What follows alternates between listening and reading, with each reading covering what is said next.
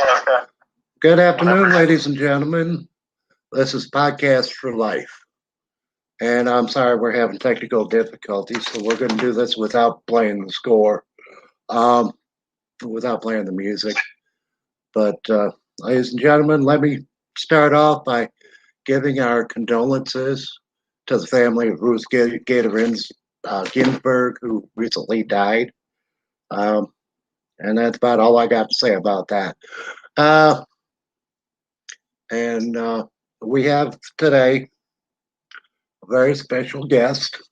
We have Paul Grassi, and basically who he was he was a White House intern, and he is pretty much quite the expert on the swamp. So let me go ahead and turn it over a minute to you, Paul. Why don't you go ahead and tell your story and let us know where you're coming from? Thank you so much, Dan. My name is Paul Ingracia for your audiences in Kentucky. I'm a New Yorker, but Trump supporter up here. We're on Long Island right now, and Mr. S. Reached out to me for a piece I published last week on the American Greatness website about how de Blasio and Cuomo have been handling small businesses and have been really essentially imposing draconian policies on these businesses and forcing them to close all these months later after the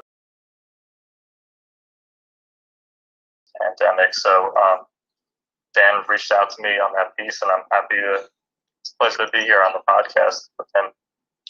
Okay, great. Yeah, and basically when the pandemic first started back in March, um, just about every state pretty much shut down their economy and imposed some measures in the interest of public health.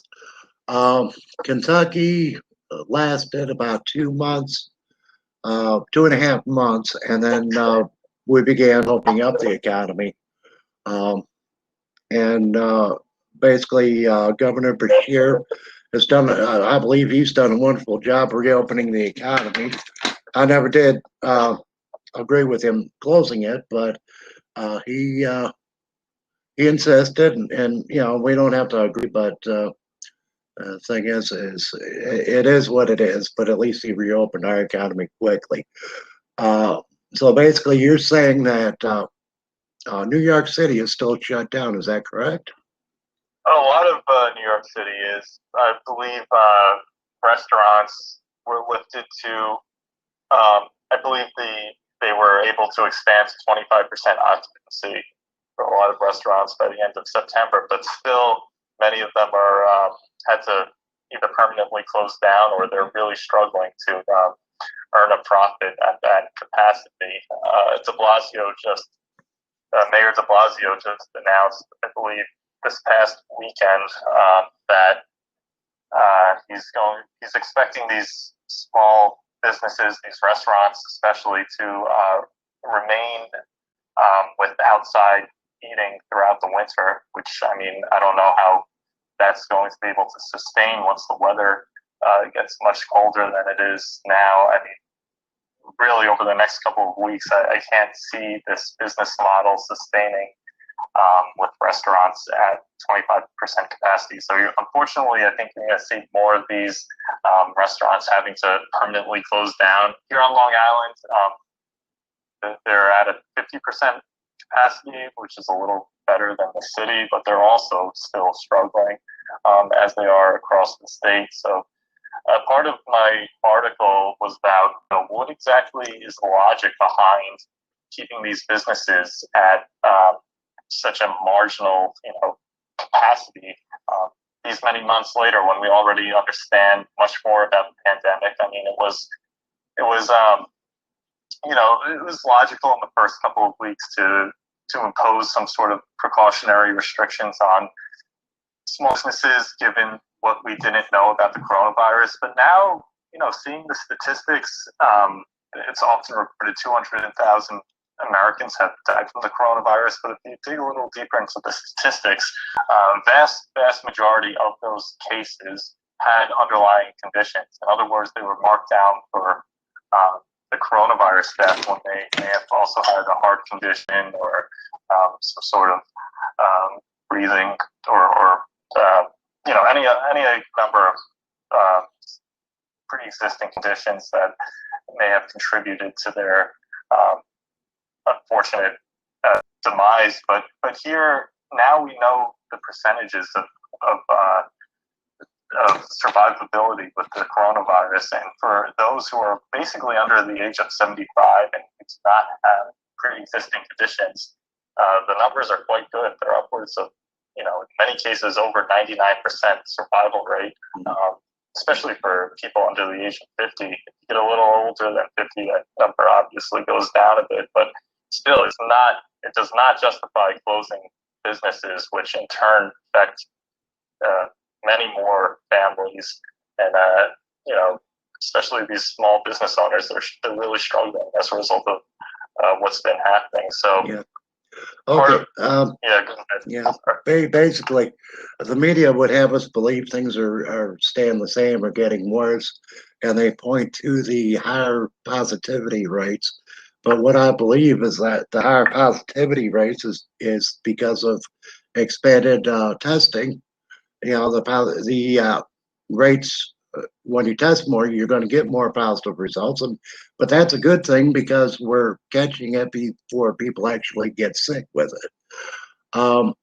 And what I look at basically is, let's compare the positivity rate with the death rate, and that's a statistic that's been steadily going down.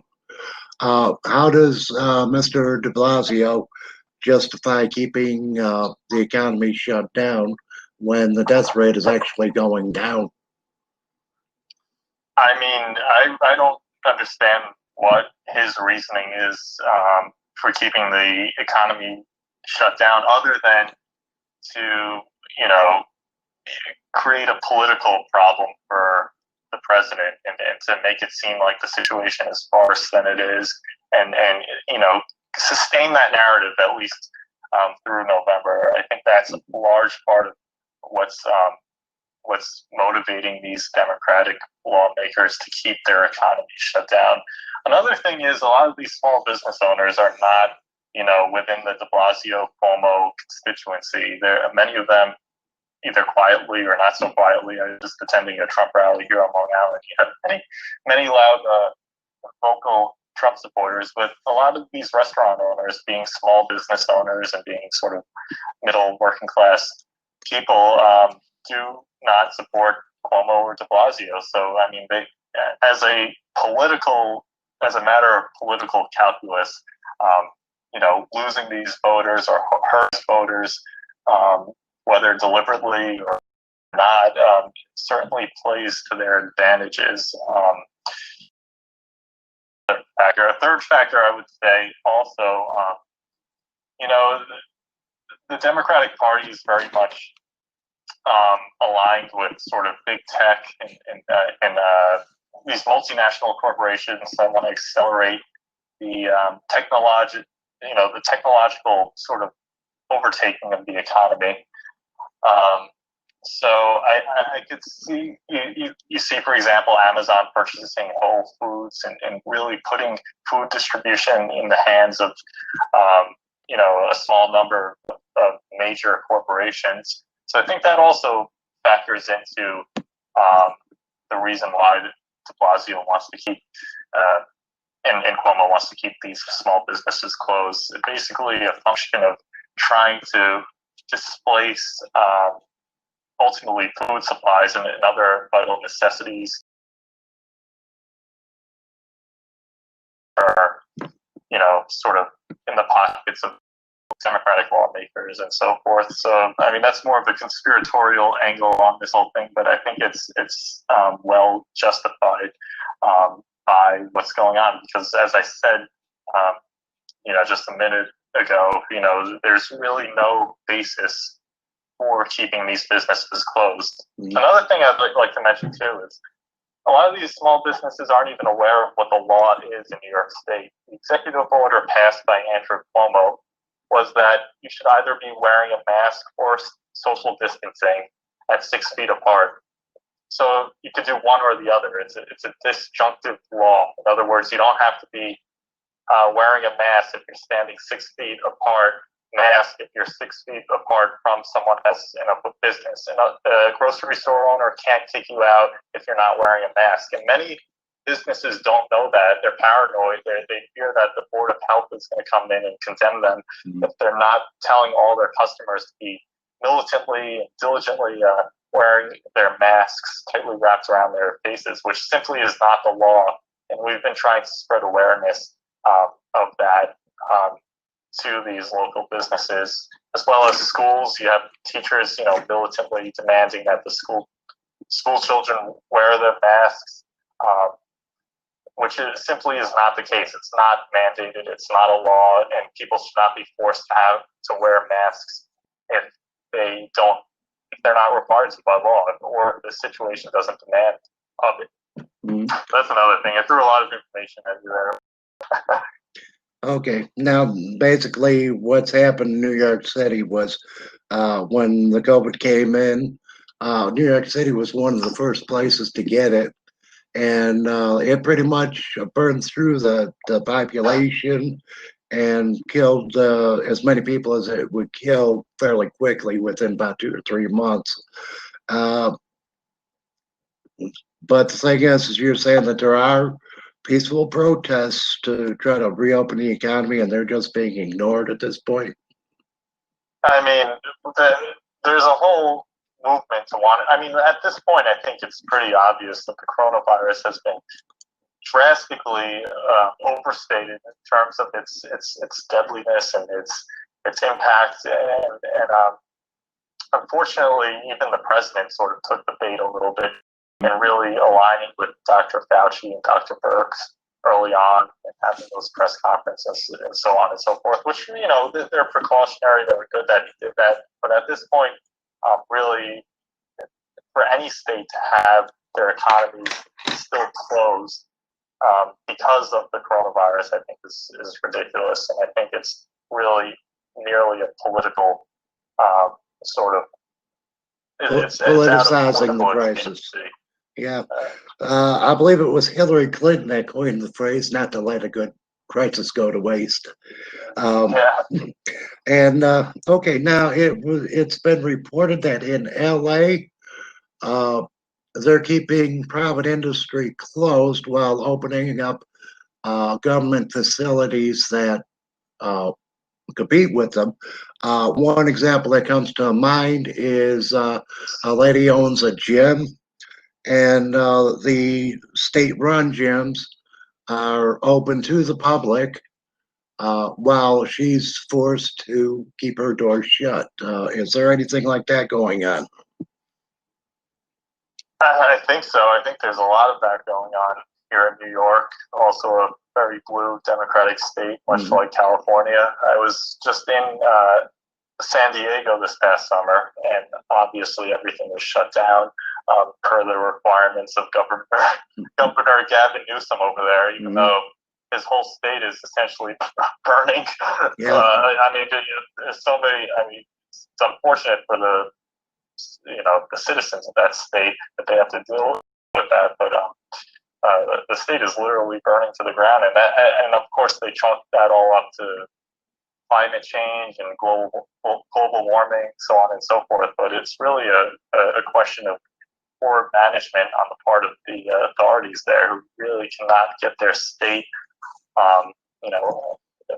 managed and controlled. You have a terrible drug epidemic in Los Angeles and, of course, San Francisco. You have a major homelessness problem, and not to mention a major issue with illegal immigration and border security. So that whole state really portends the future of the United States as a whole, unless if the Democrats get into power, yes. Okay, but yeah, that's definitely our future. If either Joe Biden gets in, or even Trump under Trump, if he does not continue to implement his agenda that he ran on back in 2016, and get everything under control. Yeah.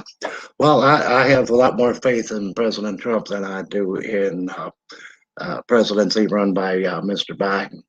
Of course, I don't think there's any question at this point. Oh, no, there's no question at all. Let's see now. Okay, now, getting the, I'd like to, if I could just add something. Yeah. I know you're from Kentucky, Dan, and Mitch McConnell, the senator from Kentucky, is very happy with how he managed the whole hearing with Trump's Supreme Court nominee, which is going to be Amy Coney Barrett, who's replacing the late Justice Ginsburg, who you talked about earlier. Wonderful. Yeah, Amy's got my endorsement as well. She'll make a fine Supreme Court judge. I have to take a look at her record, and I'm very happy with it. She is pretty much what's called a literalist. It means what it says what it means, and that's pretty much the way it is. So I'm very happy with that. Do you think that she's ultimately going to get confirmed, or? I think they will. I mean, only the Senate Democrats, the Senate Republicans have a majority. They have a 53-seat majority, and so far only two senators, Lisa Murkowski of Alaska and Susan Collins of Maine, were the only two who expressed that they would not be voting for the Supreme Court nominee, that they wanted to wait for the results of the November election. But of course, it's the constitutional duty of the president to, make Supreme Court appointments as well as all other lower courts. And even Mitt Romney said he would be, voting for the nominee, which today was officially announced to be Amy Coney Barrett. Today is Saturday, September 26th. So we should see a confirmation hearing unfolding in the next week or so, and who knows how long that will take place, how long that will transpire, given the contentious nature of these Supreme Court hearings. Obviously, the Brett Kavanaugh hearing is in the public mind still, and what the Democrats did to that poor man back in 2018. But this might take us through the November election. But I think it's a good political.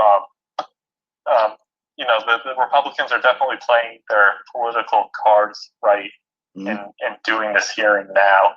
I think it will definitely serve to Trump's advantage, and I think it will really bolster that conservative majority on the Supreme Court. Yeah, based on what I'm hearing of the Biden camp, I hope the confirmation hearings go very quickly so that we have the Supreme Court back in full strength in time for the election.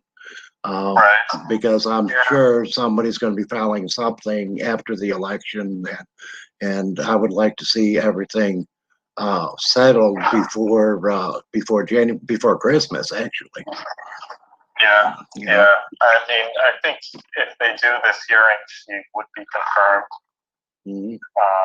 But I do see it probably going through November 3rd, which is only, what is it, 38 days away at this point, the election. Yep. The most historically, the Supreme Court hearing in recent history, I think, was Ginsburg back in 1992 or 1993, and that one lasted over 40 days. So I really don't see this one, going quicker than that, given the especially partisan nature of these ties. Well, we are breaking records on the COVID vaccine. They're looking at they're talking Christmas now, I guess. Right. So and the thing is, they're breaking records with that, running that at light speed. So maybe they'll do Amy's confirmation hearing at light speed as well. That is my hope. Okay. Okay. Do we have time for another topic here, or? We could do one more question if you want, or one more topic. Okay. All right. What I wanted to explore was your days being an intern in the White House, you've learned firsthand pretty much where all the alligators were in the swamp, right? Yeah, definitely. Okay. Uh, Are they mostly the elected officials, or are they bureaucrats that are behind the scenes and appointed? I would probably both. Um, so I was there in parts of 2018 and 2019, living in Washington D.C. and the whole city. The way, obviously, I'm sure you're very familiar with politics works. It's that many of these congressmen and congresswomen are beholden to special interest groups and lobbyists and other other types of special interests, political PACs, big business. Jeff Bezos, for example, who owns Amazon and the Washington Post, which influences our politics and the political narrative. He has a house right in Georgetown, Washington D.C. So you really see a merging of really the corporate Silicon Valley, Wall Street, all those industries, and Washington politics, usual politics. But aside from that, there's, this is a pretty comprehensive subject in terms of the degree to which Washington D.C. is influenced by swamp sort of creatures and how that they have infiltrated even into the executive branch and into the Trump administration and have really worked to undermine the president's agenda since day one. I'll just give one example of that.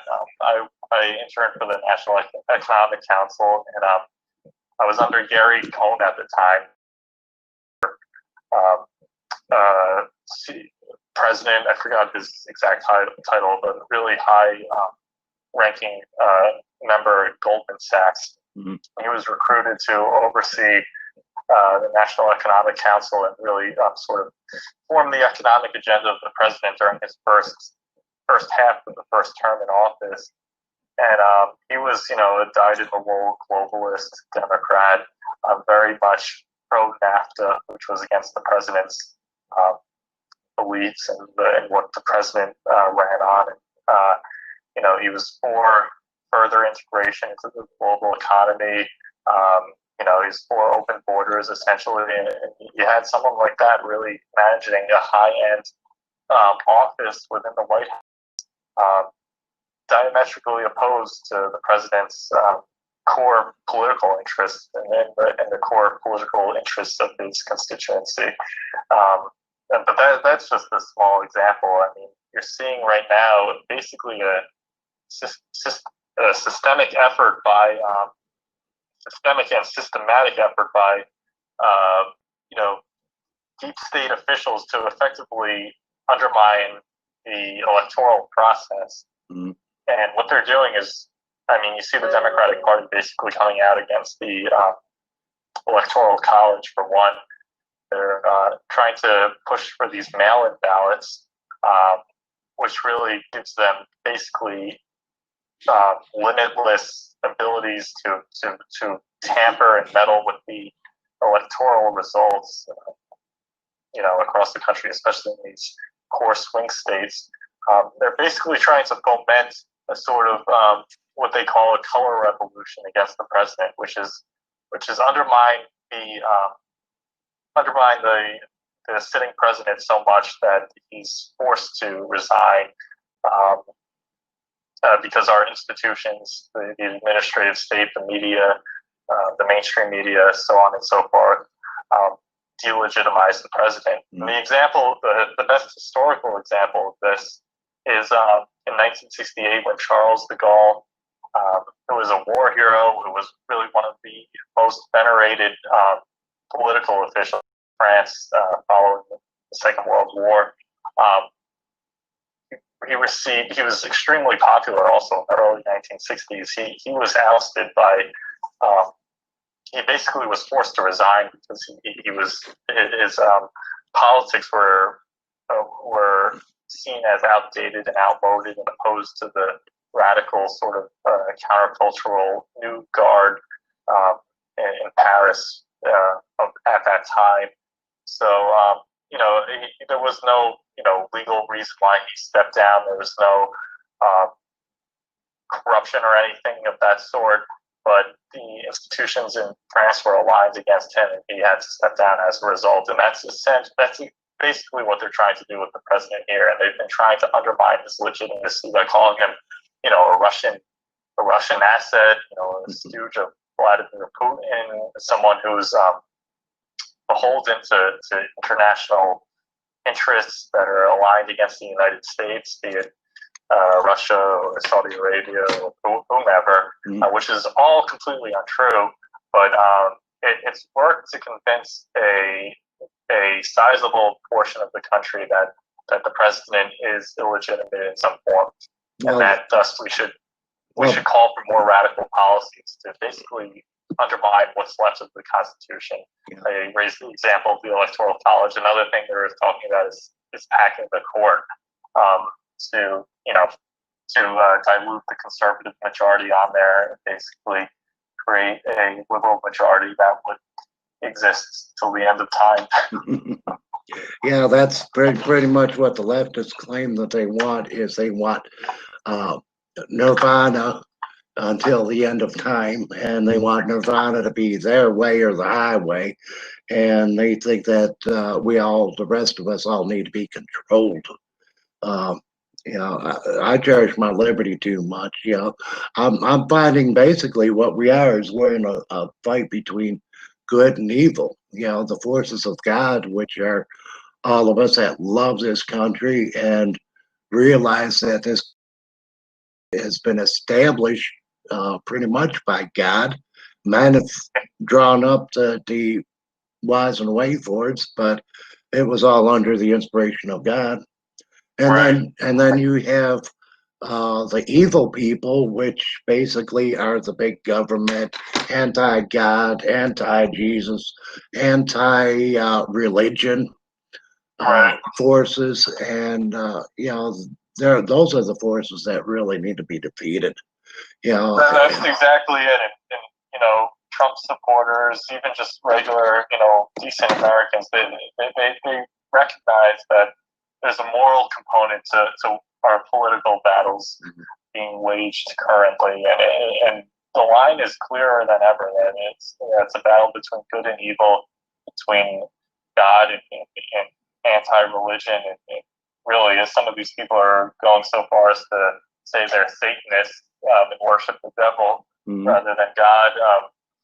And those who want to preserve our history and our past and the Western civilization and our traditions are being opposed by those who would rather see them all replaced by some sort of Marxist, reimagined identity and view of history. So it's what's happening is extremely insidious. The battle lines are very stark, and even during our Civil War, our first Civil War, which some people are beginning to call it, in 1860, no matter what side you fought on, the Union or the Confederates, you basically have the same core values about God and history and about, the veneration for the Constitution. That's not the case anymore. These lines are extremely opposed. These two forces are extremely opposed, and it's sad to see what's happening, but unfortunately, this is the reality of our politics. People have to recognize that this is what's happening, and as a result, they have to, stand up and speak, lest they be fall under the tyrannical hands of big government, of de Blasio's and the world, and the Joe Bidens. Okay. Pretty much in many of the Democratic-run cities, Black Lives Matter and other groups are pretty much running roughshod with their riots. I'm not going to call them protests, and I'm going to say they're anything but peaceful. What they're doing is they're stealing, they're burning, they're killing, and they're looting, and there's nothing there but evil, and it's like living in a war zone. Uh, I know. and you know, is it like that in the city as well? It is. It's amazing to see all these. It's sad. It's really sad to see these cities abandoned. Many people are leaving in droves, and these are our great American cities being depleted and being brought to the ground by these rivals. I'll end on one final point here. In New York City, they took down the Teddy Roosevelt statue in front of the Museum of National History. They're really trying to remake our whole history and our past and replace it with something very different. And that seems to be the future of our country unless we stand up and do something. Many people my age, many young people are very much on board with that agenda. So, well, would it surprise you to know that Teddy Roosevelt was one of the heroes to the civil rights movement? I know. I know. He actually invited a black man to dinner. Right. You know, and it was unheard of. Unheard of at the time. Yes, I know it. It caused quite the scandal in the day. Yeah. Okay, would you support President Trump sending the military in to restore order? I think yes, I do, and I think he should have done it weeks ago. I think it's necessary to do so, and it's not a question of imposing fascism, which you'll see from the left and some libertarian corners. It's a matter of just restoring order, basic order in our cities. So yes, I'm completely for that. But Dan, I really have to start going now, and I really thank you so much for having me on your show today. I thank you so much, Paul, and we're going to be sure to have you back because a few months from now, weeks from now, months from now, I'm going to want to do an update on today's show and see where we're at, see how we're progressing. But make sure you stay tuned and listen to the rest of the show because I do have one more comment to make. But I'll go ahead and let you go for now. Okay. And then what I'll do is I'll send you an email, let you know when we're going to do this again. Great. Thank you so much. Okay. Any parting words? I hope your listeners obviously support Trump and keep listening to Dan's show. And really, this is a critical time. So keep speaking out and don't be afraid to stand up to the mob. Because really, this is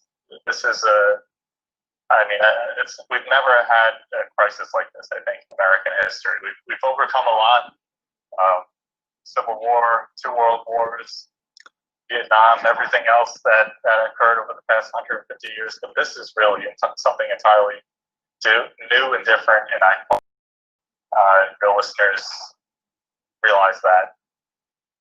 Okay. Thank you, Paul. And ladies and gentlemen, this has been Paul Gracia.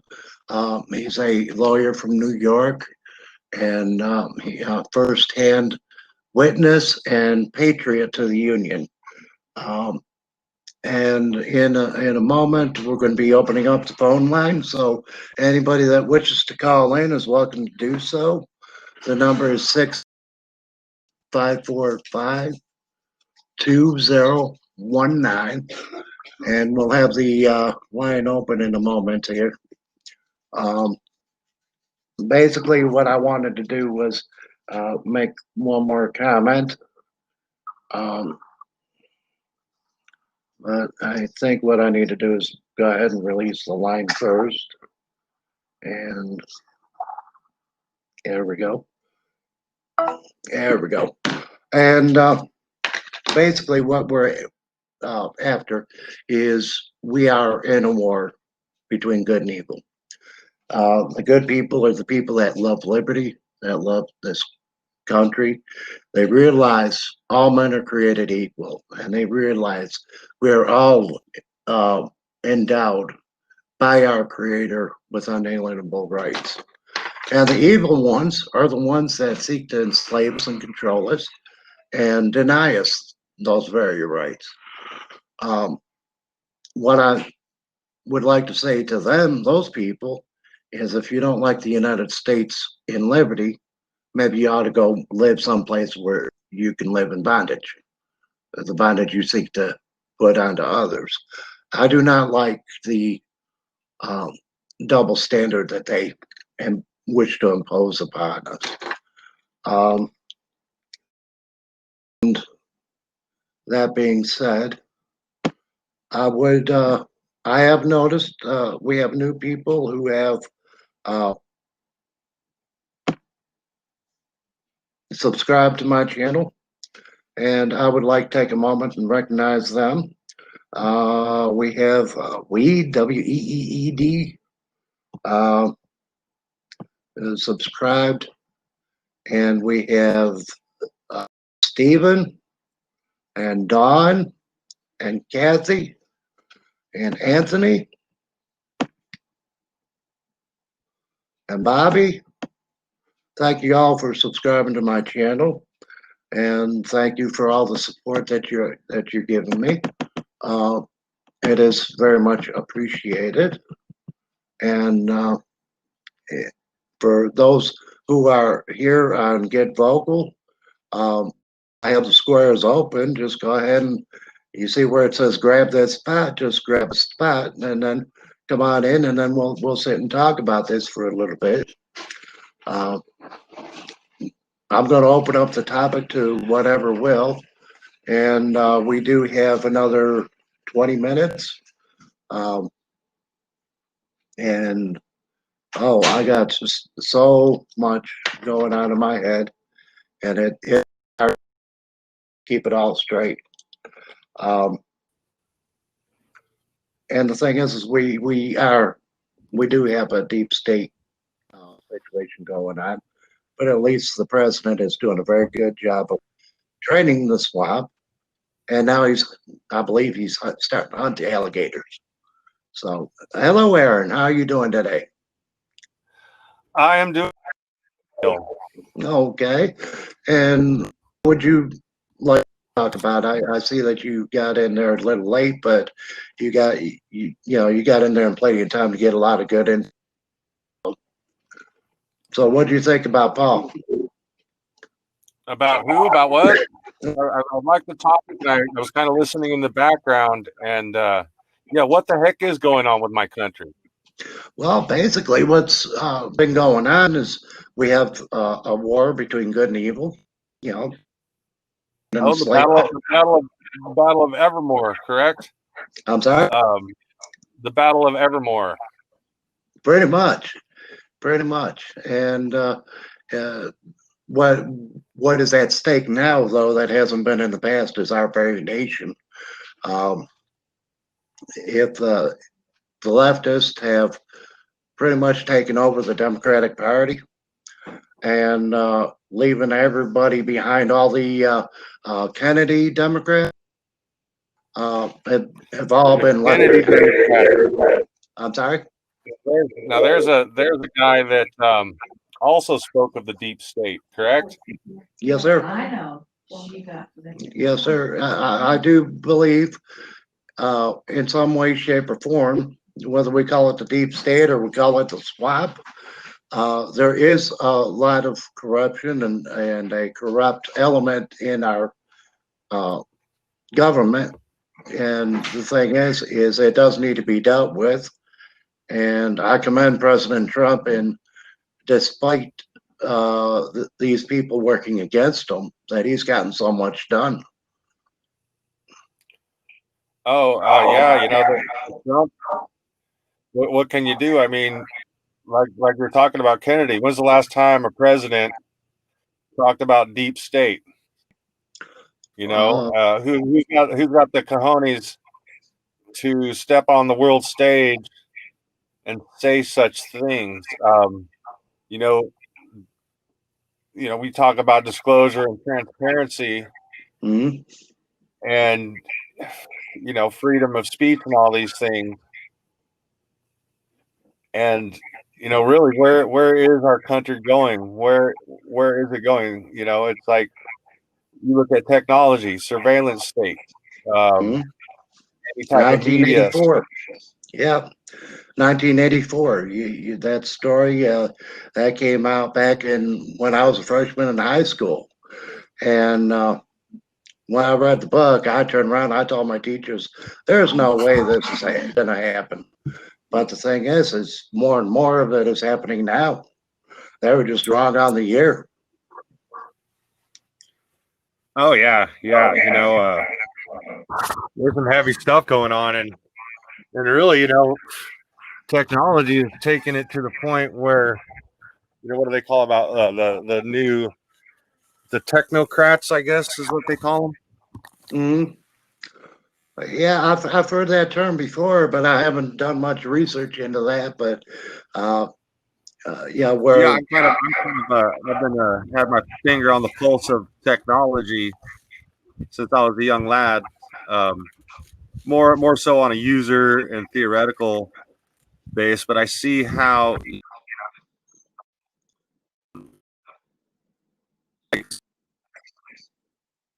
uh, and influence.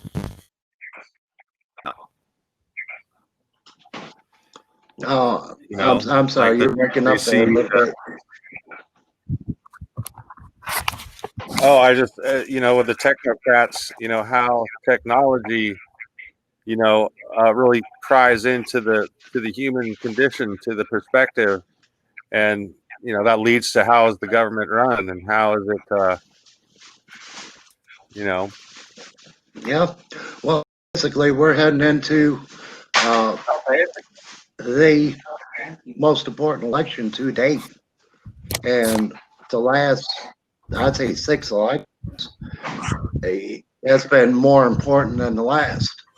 And the thing is what we need to do is we need to make sure that as many turn out as can, and the higher the turnout we have, the harder it'll be for them to play their little games and try to steal the election.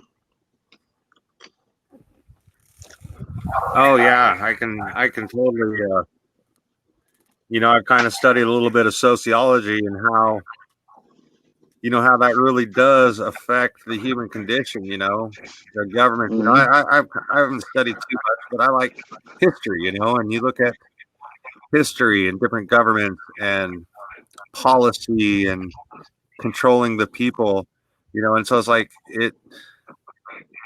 it really is changing in these modern times with all these alternative perspectives on what's going down. I mean, I I'm not a great political advocate in any sense, but it just blows my mind that one man can walk in and talk about the underground state. Was basically follow the money, right? Yeah, Follow the money, pretty much. and all these different political ideologies. Whether it's fascism, capitalism, communism, socialism, any isms. Mhm. Buddhism, for that matter. Well, Um, anything that's an you ism look is at a the religion. like So, yeah, pardon? anything that's an ism is a religion. Yeah, I heard that money is currently the most followed religion. Hmm. You know, Hmm. What does the Bible say about because money? money, everyone believes in money. Yeah, everyone believes in money. Everyone believes, oh, you can go to the store, and get what you want. Yeah. Well, what does the Bible say about money? Um, depends on how you read into it, I guess. The translation. Well, the way I read, I don't really get into that due to linguistics. yeah. Well, the way I read into it is the root of all evil. It's not itself. Some people believe it's evil itself, but it's not. It's only a tool. But the thing is greed basically is the sin associated with it, and pretty much that's where a lot of these problems are coming from. Too many people are getting too greedy. They have a lot. They have a lot of lust for prestige and fame. Yeah. You know, they like to consume resources, and they like it when others consume resources. And And you know, everybody I else can pays see his for it. point because I can see a point. You know, because in a sense, everyone needs certain resources: Mhm. heat, food, clean water.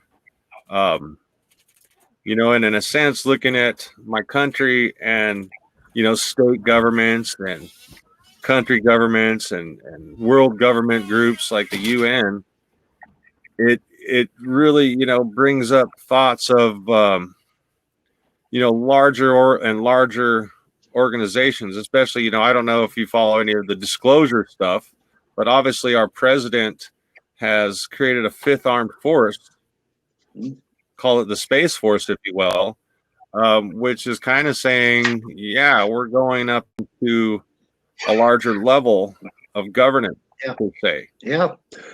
Thing is we're gonna take over and patrol the space around the Earth, and um, my friend George Norrie would be the expert. He's the host over Coast to Coast AM, and he'd be the Okay. expert on what the Space Force would actually mean. And I think he'd be more enlightened as to what their duties are going to be right now.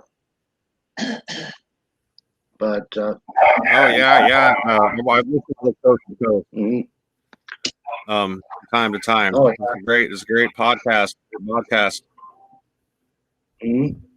Definitely. Oh yeah, I've been actually I'm an Art Bell fan, and the thing is, I've listened to George Norrie ever since he first started broadcasting back in the early '90s. Nice. So, um, and I remember when Glenn Beck first started too, and I can't believe it's 30 years. Sean Hannity's celebrating his 25 years over at Fox, and I can't believe that amount of time has gone by already. And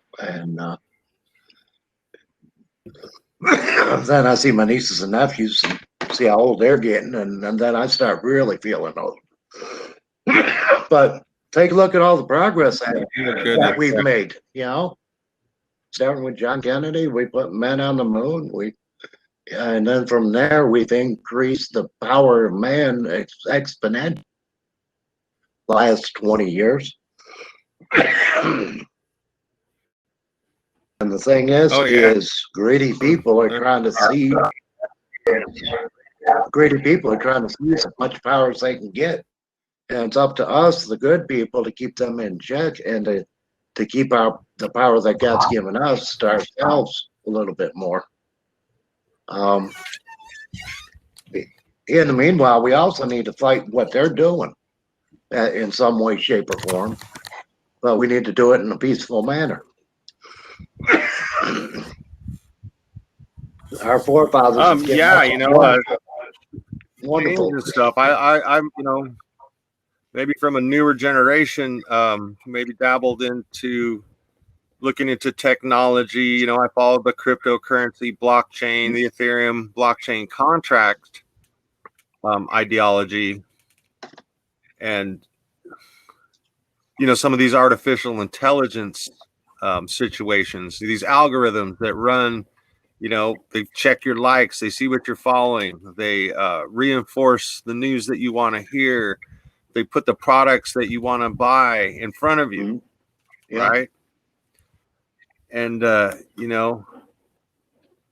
how much of that is influencing these things, the propaganda, the media, the anti-media, the fake news, the different individual things going on with individual politicians, mm-hmm. and the overall structure of how non-transparent, how secretive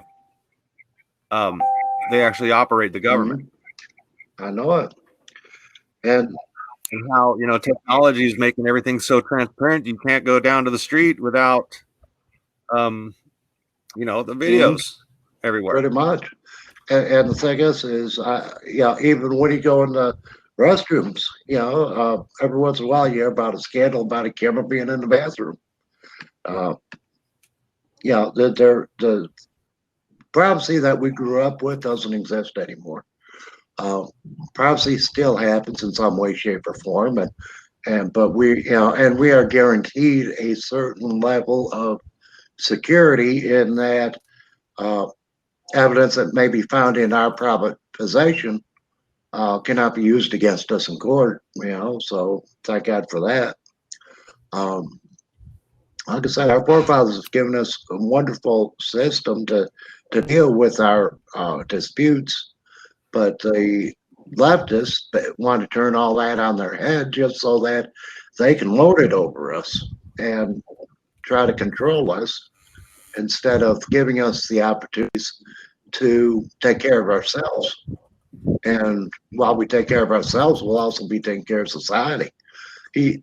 America is the most giving nation that the world has ever seen. Most charitable. Um, I believe 7 out of 10 charities are based here in America or founded at least in America. Maybe higher than that. Well, we definitely live on a higher standard than the majority of the world as far as having access to, running water, sanitary, septic sewers, electricity, um, even food and stuff. If you're not even, you can access food. I mean, there's food banks and stuff. If you're not working, food's not super expensive. Like a lot of parts of the world, they spend more than half their income on food. Yeah, I know people like that, but they're going out to eat every day, twice Yeah. a day. And the thing is, some of these third world countries, they don't make enough to even to buy food. Much less buy food, pay rent, and have electricity, and you know, our free market economy basically is what really gives us our standard of living. We go to a consolidated government, where the power is only in the hands of a few. Uh, there's no way we can prosper because they're just interested in making money for themselves. Well, yeah, I mean, in a sense, the free market kind of primes that. I mean, I'm not saying that the people that work hard shouldn't get rewarded. Um, but at the same time, the power is basically money. And when the money is in the hands of the few, Mm-hmm. they begin to be able to dictate and educate their preference over what goes down. And a lot of times they use that money just to protect their position of power. That's exactly it. Because the old adage of he who has the gold makes the rules. There's a lot of truth to that. But the more spread out you can keep the money, the more hands you keep it in, and the more honest people will be. The more things have a value, and that's pretty much where we get our economy and our growth from. Yeah. And it is that that free market driven ingenuity. Mm-hmm. A point where short-term profit can, cause problems. Obviously, if someone's got a really good idea that can make a bunch of money real quick, come hell or high water, that's going to go down. Whether or not 10 years from now, the grandkids or my kids or grandkids will have, an abundant world to live in. I'm here in California, so we've had a bunch of forest fires, right? And we're kind of used to that. We get dry seasons and everything gets dried up, and an ash from someone's barbecue or even a lightning storm can set these off. And it goes to, I guess, earth stewardship. we're supposed to have abundance, but how do we, especially with government, regulations on farming and things like this, how do we, protect that environment for our future generations while maintaining that, increase value of life, or increase to Yeah, abundance. the thing is there's nothing wrong with going in there, cleaning things out, but the thing is the environmentalists, especially out there in California, have got everybody so scared to do anything. They got to take a 10-year study just to pick up a piece of paper. And yeah, and it's like look at some of these spots that forest management. That's a key point, I think, because in reality, a lot of these trees are designed to, they don't reproduce. Their seed pods don't open unless there's a fire. So obviously, over millennia or however long trees developed into their life, they're used to a fire. But when you don't allow, forest management, whether it's harvesting or cleanup or controlled burns or whatever, of course you're going to have the whole state catching on fire in a sense, because there's no management. And I don't know, I guess maybe that's a little religious. I don't know what kind of talk you're going on with the the government and stuff, but isn't that our role, to be stewards it of the is. earth? It's our role to be good stewards over the earth. That's one reason. That's one reason that God has given us dominion over the earth. So that we can look after His creation. And because the earth's not ours either; it belongs to God. We are but the stewards of our domain.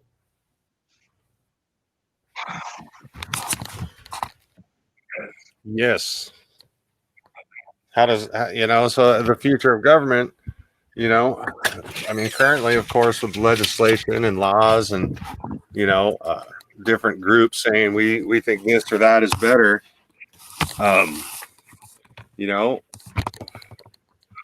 with where my country, is it the government per se, or is it land that on a map someone drew a line, or is it the people that are there, that are living in a community, they're living in a city or a state or a country or a continent, or whatever, they may be somewhere else. Does that take them out? If I go travel and live in Europe for a year. Sounds good. We are living in a nation of the people, by the people, for the people. The government is there pretty much by the people's consent. And we vote in there. Elections have consequences. We vote them in, we have to keep them in there until the next election. Then we get a chance to vote them out. And if we exercise that right a little bit more, maybe we get in a point where we're not doing as much to hurt ourselves. Yeah, absolutely. We're kind of lucky because a lot of countries have, a leader for however long, and they just keep running with the power circle and lining their pockets, lining their networks' pockets, so that they have a group of powerful, rich people that dictate over the people. Yeah, that's it. And that's kind of scary, I'm not a big proponent of going out when you got the flu or the sniffles or strep throat or anything like this, because all these different viruses can be deadly. But when the state mandates that you can't go to church, something's wrong. Something's wrong, Mm-hmm. And not to go against any of the science that I've studied on viral or infectious diseases, but the whole factor of taking away those rights. Yeah, You know, if you're worried about it, fine, stay home. But if people want to go, people should be able to and go to you know, go to parties or go out to the bar, you know, even go to Las Vegas. I mean, we've all heard about what's going on in Vegas with the stuff going on. Well, hey, if you're worried about it, don't go to Vegas. That's it. If yeah, granted, you know, then they're talking about what these social tracking. Have you heard of the social tracking app? No, but I would like to explore that with you. But we're going to have to take care of that another day because I see it's already 5 o'clock. So, when Oh yeah, you got a podcast. That's right. Awesome. all right. So I thank you for coming on with me, Aaron. It has helped to pass the time, and I was kind of when Paul said that he wasn't going to be able to stay the whole hour. I was kind of getting a little nervous how I was going to fill the rest of the time. Um, and I thank you for coming on. I thank you for your support and subscribing to the channel. And ladies and gentlemen, this is Podcast for Life. And we will see you next week when we are going to try to remember the Alamo. And that's going to be a most interesting show. So, thank you for listening. Bye bye.